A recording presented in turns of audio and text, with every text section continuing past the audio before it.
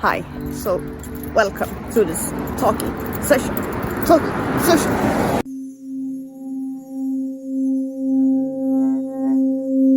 I have a lot of energy, so it's time. Cars.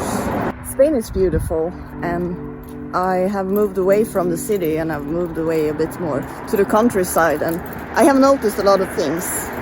Cities doesn't make me happy. Cities makes me sad. Cities makes me depressed and pessimistic. I don't want to do anything. I just want to sleep or just want to be in my room. I don't want to go outside. I don't even want to eat. I don't want to do anything except just feel sorry about myself.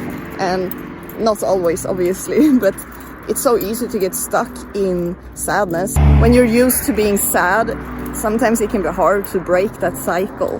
Instead of breaking away from feeling sad or feeling sorry or depression, I can snap out of it by changing scenery.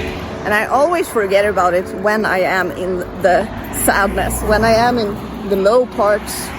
I always forget that I can just change place, and when I change place, it's usually better and I usually feel better. I have also noticed that every time that I color my hair, I'm sad, and I color my hair because I want to spice up my world. I want to make my world more colorful, or myself more colorful. And it's when maybe I'm losing a bit of my ignite, when I'm losing a bit of my fire within me. We all have limited energy.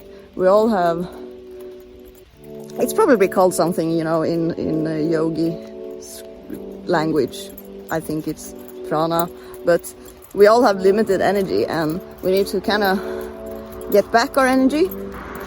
And that can be usually by going outside, be close to nature, be close to sunshine, eat better, and you will feel better. It's kind of logical, because when we're taking care of ourselves, when we're moving our body, when we are in nature, and when we're not inside of a room and isolating ourselves in the darkness, even if it's maybe beautiful weather outside, or if it's raining, it doesn't matter. When we go outside, we feel better, because the sun gives us energy and nature gives us free energy. And that's the beautiful thing with nature. It's unlimited. So whenever we feel that we need to recharge our batteries or our energy, then we can just go out in nature. It's just in front of our nose. So our healing has always been in front of our nose.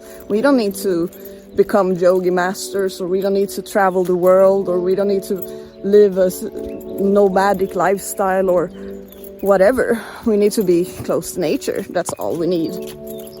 However, and maybe not artificial nature, because there's a lot of this sunlight lamps that you can buy home, like UV lamps, so you can get vitamin D inside of your home, which is actually a very smart idea when you're living maybe in a very dark place, when there's not so much sun. Example, Sweden during winter. So those lamps can be very smart when there is a limited amount of sunlight. But I'm talking about nature. There's always nature. Like, we're surrounded by nature. Nature is our home. So even if we are inside of a home, it's actually not our home. So when we're going outside of our home, we're actually coming home. So when we're going outside of whatever corners we have built around us, when we just go outside of those corners that we humans and our own ego has built in our own little mind, we can just say, I'm gonna draw outside of the lines. I'm gonna come home outside of my little box, and I'm gonna let nature heal me in whatever way or form nature wants to heal me. And sometimes I forget that even the rain and even the depression is actually a part of nature, but we're not supposed to be there full time. We're not supposed to be there all the time, because the universe wants us to be happy. The universe wants us to feel good. The reason why we are needed to isolate ourselves is because we're needing to gain clarity, right? So, and understanding and shadow work, basically, looking at these parts of ourselves that we rather not really look at, and loving those parts, accepting those parts. And sometimes it can take some time for us to see what isn't maybe our highest good, what is based out of the 7 sins or whatever. And when we are in alignment, then everything flows, right? Everything flows super well. So when we're being out in sun, when we're taking walks, when we're doing yoga, when we're training, when we're eating nutritious food, when we listen to nice music, or when we do all of these things that enchants our awareness and are like doing just things that makes us feel good, it's making us in alignment. So when we're doing things from our heart, when we're making decisions based on our heart, then we will be in alignment. And sometimes that can mean make people disappointed.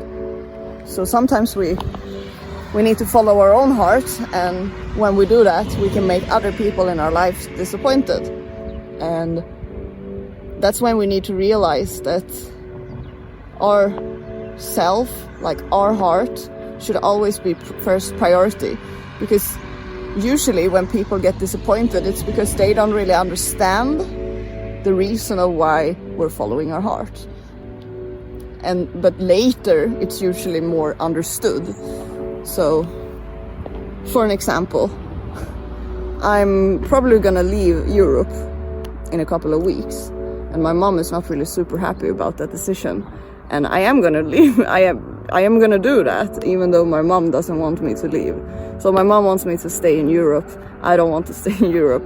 I'm gonna make her a bit disappointed because she doesn't want me to go. I want to go, but it's because I'm following my calling. I'm following my heart, and even though she might feel a bit disappointed at the moment or worried or whatever, she will understand in a couple of weeks or in a couple of months that, oh, this is the decision that I needed to do because of my happiness and because of my healing, because of my path, my soul path. And sometimes we need to go separate ways, and that's totally fine, because we still love the people, right? I still love my mom. She still loves me, even though I'm making a decision that maybe she's not super happy about. But I know in my soul and in my heart that it's the decision for me.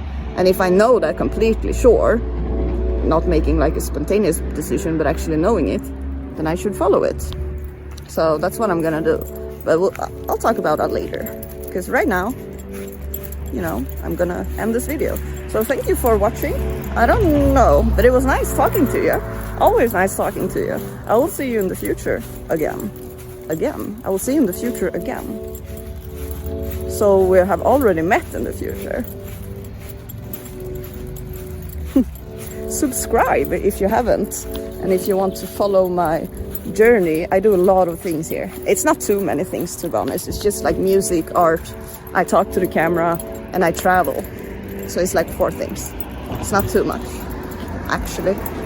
Have a beautiful day. Go out in the sun, go out in the rain, go out in the thunderstorm, go outside. You can also stay inside and, you know, be depressed or unhappy, but I don't really suggest it. Do whatever feels good for you. Hakuna Matata.